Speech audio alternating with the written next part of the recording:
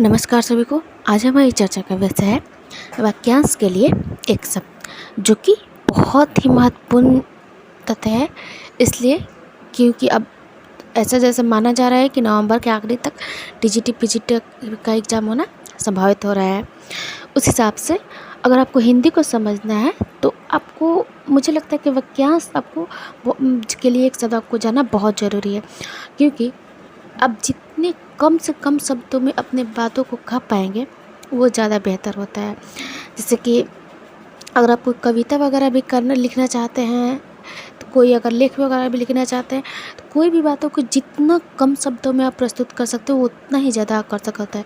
एक तो इसके लिए बेहतर है, और एक और बात होता है कि जब एग्ज़ाम में ये सब चीज़ें पता है, एक तो खुद ही ये प्रश्न के रूप में आता है कि वाक्यांश के लिए एक शब्द, और अब अगर आपको पता रहता है तो आप जैसे कि लेख में भी रीडिंग कॉम्प्रहेंशन हो गया, तो वैसे शब्दों में आप जहाँ वाक्यांश का वो लोग तो प्रयोग करेंगे तो आपको समझने में आसानी हो जाएगी। तो ये बहुत ही महत्वपूर्ण टॉपिक है, बहुत ही ज़्यादा महत्वपूर्ण। तो आप पहले मैं इसे 2-3 दिन में करके थोड़ा थोड़ा करके जो भी महत्वपूर्ण होगा, जो कि एग्ज़ाम के पॉइंट ऑफ व्यू से, उसकी मैं चर्चा करूँगी।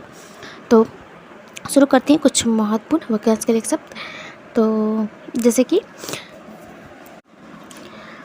अनाहुत। अनाहुत का अर्थ होता है जिसे बुलाया ना गया हो। और जैसे कि अनुश्रुति, परंपरा से चली आई हुई बात या कथा को हम अनुश्रुति कहते हैं। ठीक इसी तरह अप्सरा। तो अप्सरा के ये उसके लिए मैं अप्सरा बता सकता हूँ, एग्जाम पॉइंट ऑफ व्यू से बहुत महत्वपूर्ण मैं बता सकती हूँ। किंतु अप्सरा का एग्जाम्पल मैं इसलिए ले रही हूँ जिन्हें नहीं समझ में आ रहा होगा कि वाक्यांश के लिए शब्द क्या है।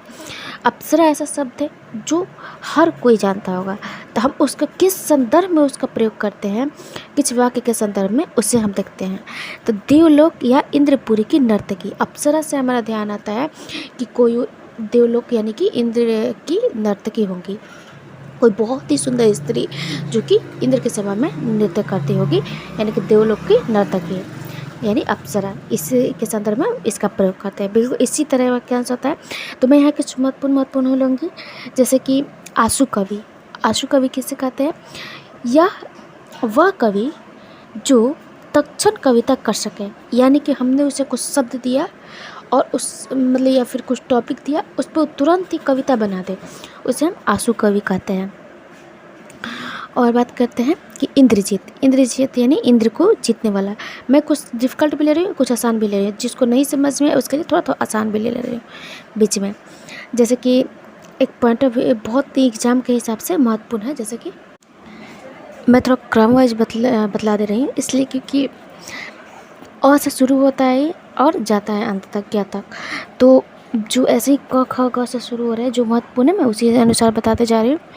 जैसे कि उद्याचल यानी सूर्य जिस स्थान से निकलता है, उद्याचल। कृतघ्न, आसान ना मानने वाला है।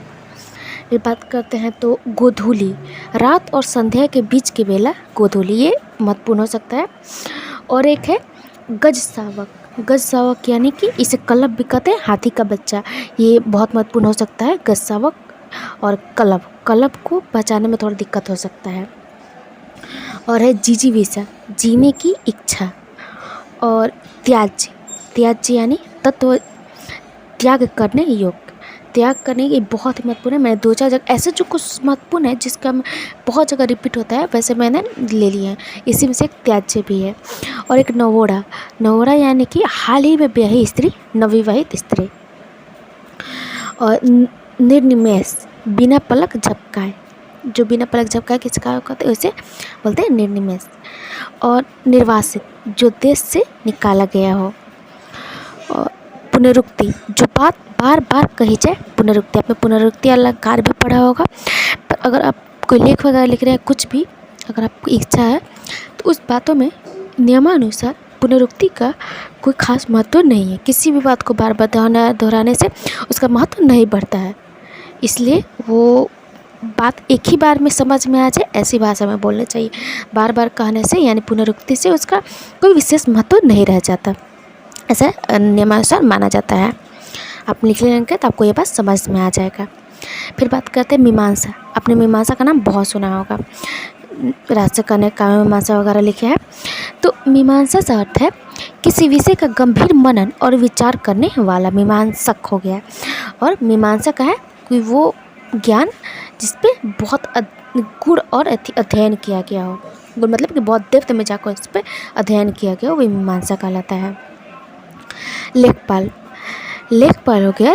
अब लेखपाल का फॉर्म आता है, सुना होगा उसका नाम। लेखपाल में क्या काम होता है वो इससे पता चल जाएगा। जो भूमि का लेखा जोखा रखता हो। आगे बढ़ते हैं। एक बहुत ही महत्वपूर्ण शब्द है जो आपने कई एग्जाम के PYQ में देखे होंगे, वह संधि। वह संधि का अर्थ होता है बाल अवस्था से लेकर युवा अवस्था के बीच का समय। यानी कि बाल अवस्था आपका बाल अवस्था 14 पे ख़त्म हो जाता है और वो शुरू होता है 18 पे। इस एडोलसन भी इंग्लिश में कहते हैं। तो वो वह संधि कहलाता है। एक है वाचाल। वाचाल का अर्थ होता है जो बहुत और व्यर्थ बोलता है, जो बहुत ज़्यादा बोलता है और जिसके बातों का कोई अर्थ नहीं होता है, बिना बातों का बहुत बातें बोलता है, उसे वाचाल कहते हैं। एक बात कहते हैं सुपाठ, जिसे सरलता से पढ़ा जा सके उसे सुपाठ्य कहते हैं। सदावर्त, सदावर्त यानी जहाँ मुफ्त में खाना पड़ता है। सदाचारी, जिसका आचार अच्छा हो। और एक है स्वेदित, पसीना से युक्त यानी स्वेदित। कुछ महत्वपूर्ण ही मैंने लिया है। एक दो जो बहुत महत्वपूर्ण है, हलफनामा, जो कि सरकारी कार्यालयों में यूज होता है, तो कोर्ट वगैरह के लिए ये शब्द है, तो आप इसे समझ सकते हैं। हलफनामा का अर्थ क्या होता है? किसी व्यक्ति द्वारा शपथ पत्र के साथ लिखा हुआ न्यायालय में प्रस्तुत पत्र, उसे हलफनामा कहते हैं। कुछ ऐसी बातें हैं जो आपको जानना ही चाहिए ऐसे निजी ज़िंदगी के लिए भी। एक है हस्त कौशल, हाथ की कारीगरी। फिर है त्रिकालज्ञ, तीनों कालों को जानने वाला। क्षम्य, क्षम्य यानी क्षमा करने वाला। ज्ञापन, बताने का काम, कुछ जो बताने का काम करता है उसे जो काम है उस काम को ज्ञापन कहते हैं। फिर है ज्ञात यौन, अपने यौन का ज्ञान रखने वाले। तो एक है ज्ञातव, ज्ञातव का अर्थ है जो जाना जा सके। तो ऐसा तो बहुत सारा है जो है, लेकिन फिर भी जो महत्वपूर्ण है मैंने वो बतला दिया है। अगर आपको ऐसे ही आंसर चाहिएगा तो कमेंट बॉक्स में लिखिएगा, मैं उसे क्रम से ऐसे अ से लेकर ज्ञ तक भी डाल दूँगी, कोई दिक्कत नहीं है। और उसके बाद एक स्पेशल जो इसके लिए प्रैक्टिस सेट है, कुछ क्वेश्चन जो महत्वपूर्ण दिए हैं, एक बार आप ये वीडियो देख लीजिए, उसके बाद मैं क्वेश्चन को डालूँगी तो आपको उससे अभ्यास बढ़ता रहे, क्योंकि अब एग्ज़ाम होने वाला है TGT PGT का। सो आप लोगों के लिए बहुत महत्वपूर्ण है। मैं बहुत सारे PY को करा दूँगी जिससे आपके लिए बहुत ईजी हो जाएगा। कि धन्यवाद जुड़ने के लिए।